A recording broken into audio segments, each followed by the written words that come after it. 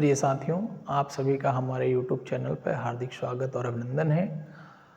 और इस खंड में हम चर्चा पर चर्चा करेंगे मलिक मोहम्मद जायसी द्वारा रचित महाकाव्य पद्मावत पर। तो थोड़ा मलिक मोहम्मद जायसी के विषय में चर्चा पर चर्चा कर लेते हैं। मलिक मोहम्मद जायसी जो मलिक वंश के माने जाते हैं, भक्त काल के निर्गुण काव्यधारा के प्रेमाश्रयी शाखा के प्रमुख माने जाते हैं और इनका जन्म 1492 ईस्वी के आसपास माना जाता है और निधन जो है 1542 ईस्वी के आसपास माना जाता है। यह प्रेमाश्रयी शाखा के प्रमुख कवियों में गिने जाते हैं और इनका स्थान उत्तर प्रदेश का जैस नामक स्थान माना जाता है और कई बार इन्होंने प्रमाण भी दिया है कि जैसो मेरा जन्म स्थान है। इस विषय में इन्होंने अपने प्रमाण भी दिए हैं। और बात करते हैं, इन्होंने अपने गुरु शेख बुरहान और अशरफ गनी को इन्होंने अपना गुरु स्वीकार किया है या माना है। सैयद अशरफ को और शेख बुरहान को इन्होंने अपना गुरु स्वीकार किया है। साथियों, बात करें तो इनकी रचनाओं की, तो इनकी रचनाओं में पद्मावत, अखरावट, कहरनामा प्रमुख रचनाएं हैं और इन रचनाओं के माध्यम से इनकी 21 रचनाएं मानी जाती हैं, जिनमें से ये प्रमुख रचनाएं आपको देखने को मिलती हैं। साथियों, बात करें, यद्यपि इनकी 21 रचनाएं मानी जाती हैं, लेकिन इन्हें जो बहुत ज़्यादा प्रसिद्धि प्राप्त हुई या इनको जो ख्याति प्राप्त हुई वह इनके ग्रंथ पद्मावत के माध्यम से बहुत ज़्यादा ख्याति इनको प्राप्त हुई। पद्मावत अवधी भाषा में रचा गया प्रेमाश्रयी काव्य का प्रमुख ग्रंथ है और इस ग्रंथ में जो राजा रतन सेन हैं अपनी पहली पत्नी नागमती के वियोग में चले जाते हैं और फिर उसी का नागमती के वियोग खंड का वर्णन और पूरे पद्मावत का वर्णन है। तो साथियों, हमारे सिलेबस में BA प्रथम वर्ष के सिलेबस में नागमती वियोग खंड का मानसरोधक खंड लगा हुआ है और इस मानसरोधक खंड के विषय में हम लोग चर्चा पर चर्चा करेंगे। मानसरोधक खंड साथियों, यह वह खंड है जहाँ पर जो नागमती हैं वह अपनी युवावस्था में जो है अपनी सखियों के साथ, है ना, अपने मायके में रहती हैं और अपने मायके में अपनी सखियों के साथ घूमने टहलने जाने की बात करती हैं। तो उन्हीं स्थितियों पर आधारित यह पद पर चर्चा की जाएगी। साथियों, पहला पद हमारे पास जो आता है वह इस प्रकार है। एक दिवस पुण्य तिथि आई, मानसरोधक चली नहाई। एक दिवस पुण्य तिथि आई, मानसरोधक चली नहाई। पद्मावत सब सखी बुलाई, जन फुलवार सब चली आई।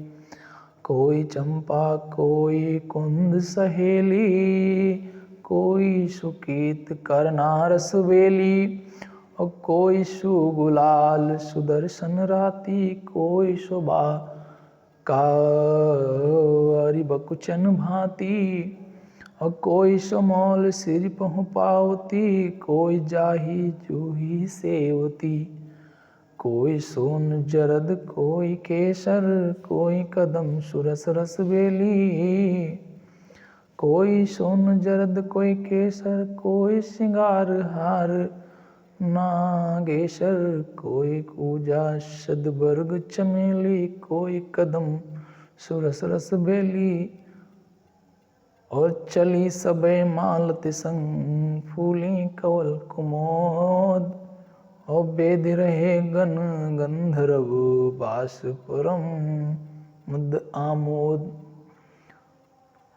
बास परम आमोद। तो साथियों, इसमें हम देखेंगे ये दोहा चौपाई शैली में रचा गया पद है और इसमें आप देखते हैं 6-7 दोहों के बाद जो है आपका एक चौपाई हमें देखने को मिलती है। इस प्रकार से दोहा चौपाई शैली में रचा गया पद है। बात करें किस स्थिति की यहाँ पर चर्चा की गई है, तो बताया गया है जो पद्मावती हैं, जो कि बहुत ही रूपवान हैं और सुंदर हैं, वह अपनी सखियों के साथ एक दिन पूर्णमासी की जब रात आती है तो पूर्णमासी की तिथि के आने पर मानसरोवर तालाब में स्नान करने के लिए चलती हैं। उस स्थिति की यहाँ पे चर्चा की गई है। शब्दार्थ देख लेंगे साथियों, क्या कहा गया। एक दिवस माने एक दिन, पुण्य तिथि आई अर्थात पूर्णिमा की तिथि आती है। मानसरोवर तालाब है। चली माने चली हैं, नहाई माने नहाने के लिए जाती हैं। पद्मावत सब सखी बुलाई, और पद्मावती जो हैं उन्होंने सब सखी बुलाई, अपनी सखियों को बुलाया है। जन फुलवार सब चली आई, जन माने जानो, फुलवार माने फुलवारी, जिस प्रकार फूलों का बगीचा है उस प्रकार से। कोई चंपा कोई कुंद सहेली, तो अब यहाँ पे साथियों इनकी इस बात की गई कि उनमें से जो सखियाँ हैं कोई चंपा लग रही, कोई कुंद सहेली लग रही है।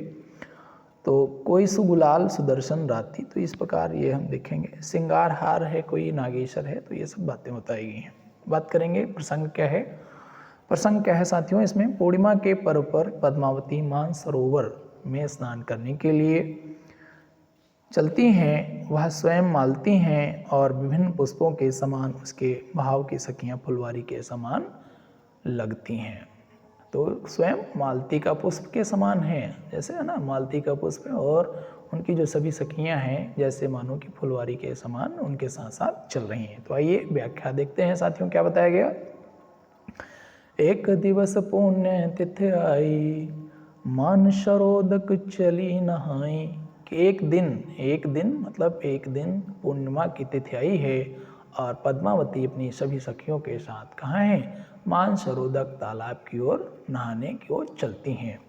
और मानसरोवर तालाब भी साथियों कैसा है, जो पद्मावती को पा करके या पद्मावती के चरणों के स्पर्श को पा करके क्या है, धन्य हो जाता है।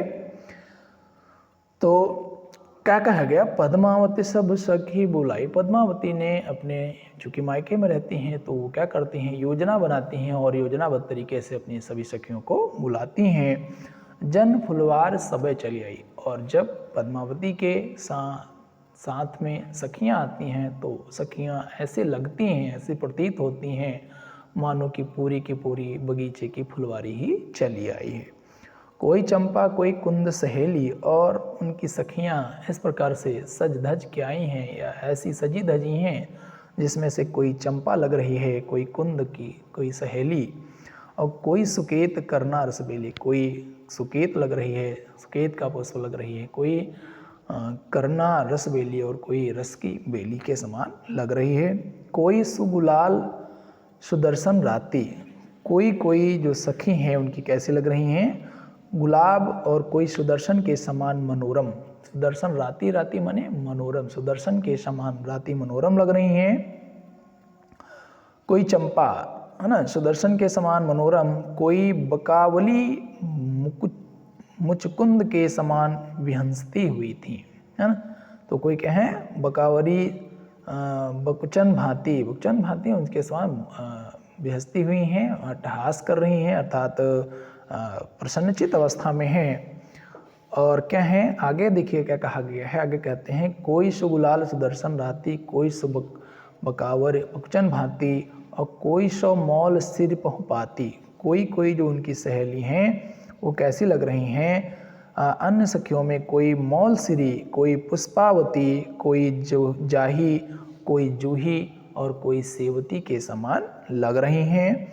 कोई सोन जरद कोई केसर, और कोई सखी क्या लग रही हैं, कोई सोन जरद कोई केसर के समान दिखाई पड़ रही हैं। कोई हर सिंगार कोई नाग केसर, कोई कूजा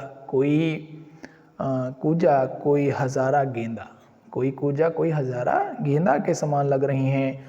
कोई चमेली और कोई कदम के पुष्पों की भांत रस बेली के समान उनके सखियां उनके साथ साथ चल रही हैं। कमल और कुमुदनी के समान विकसित प्रसन्न समस्त सखियां मालती के साथ साथ चल रही हैं। मालती अर्थात पद्मावती के साथ साथ चली रही हैं। कैसे, चली सबे मालत संग, चली सबे अर्थात सभी सखियां चल रही हैं मालत संग अर्थात मालती के संग।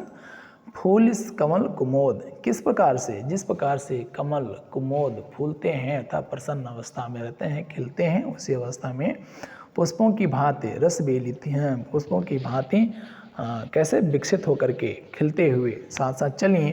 उनके अति आनंददायक सुगंध से गंधर्व गण भी मुग्ध होकर रह गए। क्या कहा गया? वेद रहे गण गंधर्व, और उनके जाने के कारण, उनके जो हास परिहास हैं, हास परिहास और उनकी छवि के कारण वहाँ जो एकांतवास में गंधर्व गण रहते हैं वह भी उनके हास परिहास को देख करके क्या हो जाते हैं? मुग्ध रह जाते हैं, अर्थात वे चकित रह जाते हैं। आनंददायक सुगंध से गंधर्व भी मुग्ध होकर रह गए हैं। मुग्ध होकर रह जाने का मतलब किसी पर मुग्ध होना और मुग्ध होकर के रह जाना, कुछ कह नहीं पाना, ऐसी स्थिति में आ गए। तो बात करते हैं यहाँ पर विशेष क्या है? अलंकार की बात अगर करी जाए तो सखियों में फुलवारी की संभावना होने से उत्प्रेक्षा, जहाँ उपमेय में उपमान की कल्पना या संभावना की जाए वहाँ पर उत्प्रेक्षा अलंकार, या जन जानो मन मानो जहाँ पर शब्द आते हैं वहाँ पर उत्प्रेक्षा अलंकार प्रयोग होता है। और पद्मावती और सखियों पर पुष्पों का आरोप होने से रूपक अलंकार है ना, क्योंकि पद्मावती की जो सखियाँ हैं उनमें क्या है? पद्मावती और उनकी सखियों में पुष्पों का आरोप किया गया है, अर्थात उनको पुष्प के समान बताया गया है, इसलिए वहाँ पे रूपक अलंकार भी है। और अनुप्रास, अर्थात जहाँ पर बहुत सारे वर्ड आपस में एक के बाद एक वर्ड आता रहता है, तो वर्डों का कोई वर्ड बार बार आता है, वहाँ पे अनुप्रास अलंकार की भी छटा दर्शनीय है। तो इस प्रकार से साथियों हम इस पद की चर्चा पर चर्चा में भाग ले रहे हैं, और अब अगले सेशन में हम अपने नए अगले पदों पर चर्चा करेंगे। तो साथियों हमारे साथ बने रहें। धन्यवाद।